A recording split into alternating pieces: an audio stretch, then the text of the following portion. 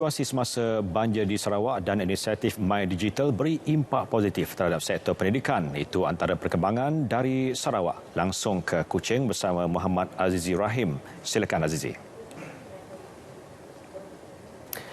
Baik, terima kasih Muhammad Shah. Assalamualaikum dan salam hormat. Keadaan banjir ekoran hujan di beberapa daerah di Sarawak sejak petang Khamis lalu kini beransur pulih dan menyaksikan beberapa pusat pemindahan sementara PPS di kawasan terjejas telah ditutup. Tinjauan RTM di Kampung Pengkalan Kuap Samarahan mendapati seramai 160 orang penduduk terjejas banjir yang ditempatkan di PPS Dewan Masyarakat Kampung Pangkalan Kuap sejak pagi semalam telah kembali ke kediaman masing-masing setelah PPS ditutup pada pukul 9 pagi tadi. Menurut penduduk kampung, air mula naik secara mendadak sehingga ketinggian lebih 1.82 meter pada pukul 4 pagi semalam sebelum mula surut beberapa jam kemudian pada tengah hari. Kru RTM mendapati penduduk melakukan kerja-kerja pembersihan di rumah masing-masing selepas dinaiki air yang menyebabkan kerosakan harta benda. Almost 70-80% barang memang hancur. Termasuk peti ais, termasuk freezer, enjin sesah, TV, katil semua hancur. Termasuk barang rutin harian pun hancur juga. Tengah mula cleaning apa semua, buang yang mana yang dah rosak. Dalam masa yang sama, penduduk di Kampung Pangkalan Kuap terus berjaga-jaga berikutan cuaca yang tidak menentu serta kemungkinan hujan lebat yang berterusan. Setakat tu kami orang masih berjaga-jaga, and then memang baik kenderaan memang kami orang masih engkau di tempat tinggi, termasuk segala dokumen-dokumen penting memang kami orang simpan masih di tempat tinggi. Maksudnya rumah jiran-jiran yang mana ada atas bukit, mana ya kami orang tumpanglah sementara untuk simpan barangnya dulu. Termasuk tempat tidur pun sama juga. Sementara itu, keadaan banjir di Kampung Sinar Budi Baru Batu Kawah telah pulih dan walaupun PPS di Kampung Sinar Budi Baru dijangka hanya akan ditutup pada pukul 7 malam nanti, namun ramai daripada 144 orang penduduk terjejas banjir mula pulang ke rumah masing-masing. Namun, Ketua Kampung Sinar Budi Baru, Wayne Sulaiman, menasihati para penduduk agar terus berjaga-jaga. Itulah yang kita harapkan kepada penduduk supaya berjaga-jaga kerana masa ini cuaca belum cerah lagi. Mungkin hujan akan datang lagi dan banjir akan mula lagi. Setakat 12 tengah hari tadi, terdapat 8 buah PPS masih beroperasi di 3 daerah di Kuching, Lundu dan Samarahan yang menempatkan seramai 776 penduduk terjejas banjir daripada 199 buah keluarga. Projek pembinaan Jambatan Batang Lupar tetap diteruskan dan bukannya ditangguhkan. Bagaimanapun, hanya Majlis Pecah Tanah yang dirancang pada Khamis lalu terpaksa ditangguh ekoran kebimbangan penularan wabak COVID-19 di Kuching dan Samarahan yang kini berada dalam zon merah. Menteri Muda Infrastruktur dan Pembangunan Pelabuhan Sarawak, Datuk Julaihi Narawi memberitahu ketika ini pihak kontraktor yang dilantik sedang melakukan kerja-kerja di peringkat awal di tapak projek berkenaan bagi permulaan projek. Jelasnya pihak kerajaan tidak pernah membatalkan projek tersebut kerana projek berkenaan sememangnya ditunggu-tunggu oleh rakyat setempat, khususnya rakyat Sarawak amnya. Tidak, siapa kata ditangguhkan? Resmiannya ditangguhkan. Resmian saja ditangguhkan. Projek ini masih berjalan seperti biasa. The contractor is on the ground. Kita saksikan tadi, kontraktor untuk membina jambatan Batang Lupar on-site ada di tapak lapangan membuat kerja-kerja. Beliau berkata demikian semasa melawat tapak projek Jambatan Batang Lupar di Pangkalan Feri Subuyau, Jalan Beliaung. Datuk Julaihi memberi jaminan projek tersebut tetap berlangsung seperti yang dirancang dan tarikh baharu bagi Majlis Pecah Tanah akan ditentukan kelak selepas keadaan reda dan mendapat nasihat daripada Jawatankuasa Pengurusan Bencana Negeri JPBN Sarawak. Mengenai tenaga kerja bagi projek pembinaan jambatan tersebut, katanya ia tidak menjadi masalah kerana pihak kontraktor mempunyai pekerja yang mencukupi. Datuk Julaihi memberitahu pihak kementerian telah mengeluarkan prosedur operasi standard SOP yang perlu dipatuhi oleh kontraktor termasuk tempat tinggal bagi pekerja mereka. Jambatan Batang Lupar sepanjang kira-kira 4.5 km bernilai RM848 juta dijangka siap sepenuhnya menjelang tahun 2025, dibiayai sepenuhnya oleh Kerajaan Sarawak dan menjadi jambatan merentasi sungai yang terpanjang di Sarawak dan Malaysia.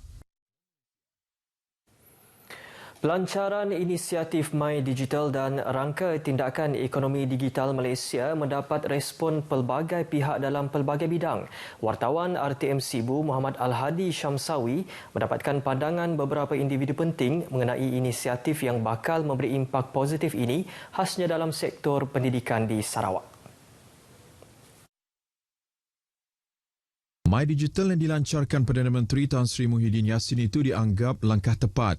Namun dari sektor pendidikan, pelaksanaannya harus memberi keutamaan terhadap Sabah dan Sarawak, memandangkan masih terdapat banyak sekolah di kedua-dua negeri ini mempunyai kelajuan internet rendah. Contoh yang dapat dilihat adalah pelaksanaan pengajaran dan pembelajaran di rumah PDPR yang memerlukan kesaling hubungan internet yang stabil untuk guru dan pelajar. PDPR ini merupakan suatu kaedah yang penting, suatu kaedah daripada menambahkan lagi pelajar-pelajar kita untuk mendapat ilmu, dan sudah semestinya program ataupun projek yang dilancarkan oleh Yang Amat Berhormat Perdana Menteri amat bertepatan untuk masa kini.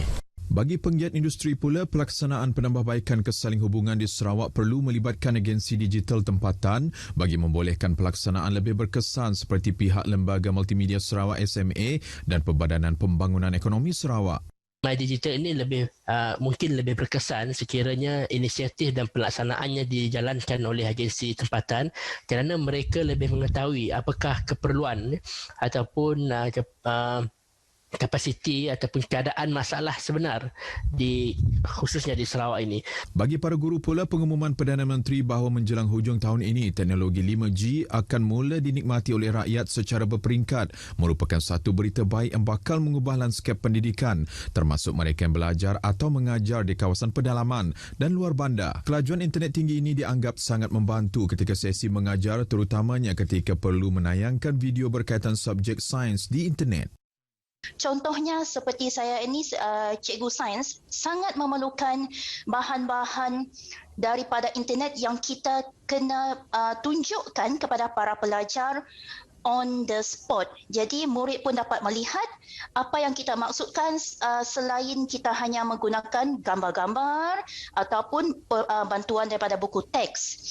Dengan sejumlah 21 bilion ringgit akan dilabur sepanjang 5 tahun melalui projek Jalinan Digital Negara Jendela untuk memantapkan kesaling hubungan atau konektiviti yang sedia ada di negara ini.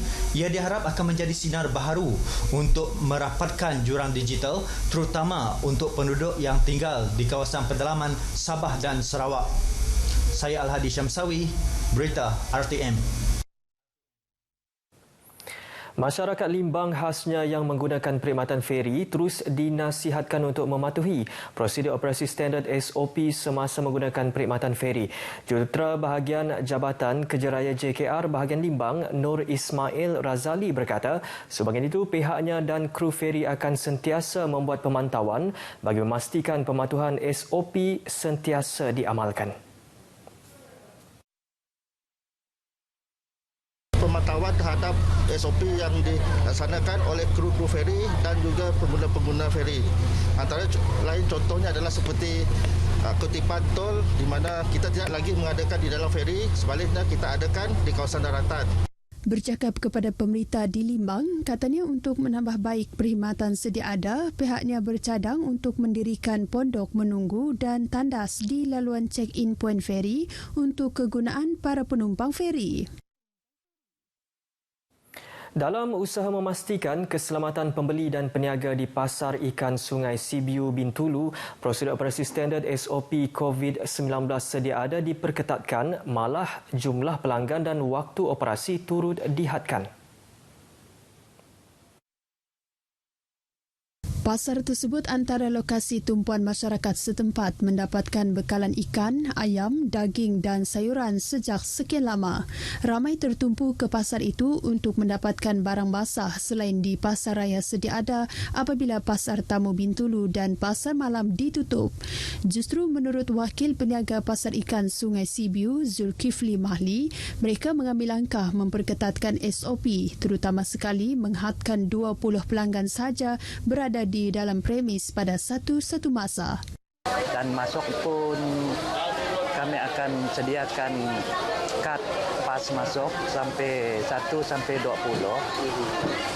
Dan Saya mun yang udah sampai 20, yang lain terpaksa berbaris dulu nunggu supaya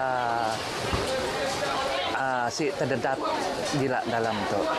Tambah beliau yang juga peniaga ayam segar selain syarat asas seperti pemakaian pelitup separuh muka, pemeriksaan suhu badan dan imbasan MySejahtera serta merekodkan nama tetap dilakukan melalui pintu masuk yang dikawal anggota rela. Kini operasi pasar tersebut hanya dari pukul 12.30 hari hingga pukul 5 petang saja setiap hari. Bagi Presiden Persatuan Anak Vai Bintulu, Pandi Suhaili, pasar ikan tersebut turut menjadi lokasi penting untuk nelayan kecil memasarkan hasil tangkapan mereka.